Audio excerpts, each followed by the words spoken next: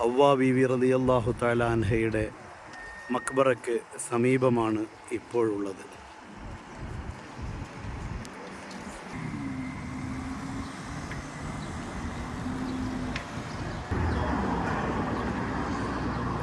അസ്സലാമു അലൈക്കും അഹ്ല ദിയാരി മിനൽ മുഅ്മിനീൻ വൽ മുസ്ലിമീൻ വഇന്നാ ഇൻഷാ അല്ലാഹു ബിക്കും ലാഹിഖൂൻ. അസ്അലുല്ലാഹു ലനാ വലക്കുമുൽ ആഫിയ. ഈ കെട്ടിനുള്ളിലാണ് മനുഷ്യോൽപത്തിക്ക് കാരണമായ ഹവ്വാ ബീവി റളിയല്ലാഹു തആല അൻഹയുടെ ഖബറുള്ളത്.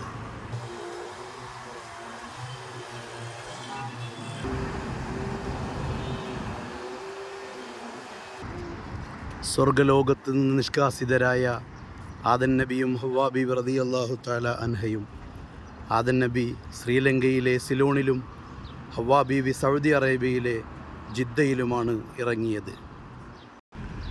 വലിയുമ്മ എന്ന അർത്ഥം വരുന്ന ജദ്ദ എന്നാണ് ഈ പ്രദേശത്തിന് നാമകരണം ചെയ്യപ്പെട്ടിട്ടുള്ളത്. ഈ കെട്ടിനകത്താണ് ഹവ്വാ ബീവി റളിയല്ലാഹു തആല അൻഹയുടെ ഖബറുള്ളത്. പുറത്ത് മക്ബറത്ത് ഹവ്വാ എന്ന് എഴുതി വച്ചിട്ടുണ്ട്.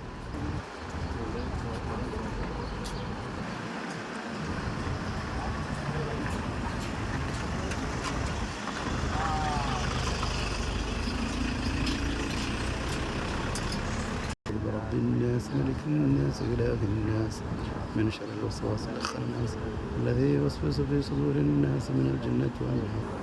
آمين.